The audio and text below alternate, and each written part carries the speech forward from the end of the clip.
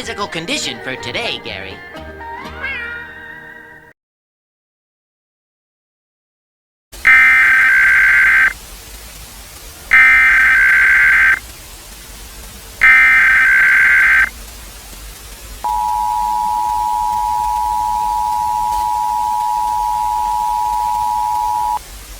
This is not a test.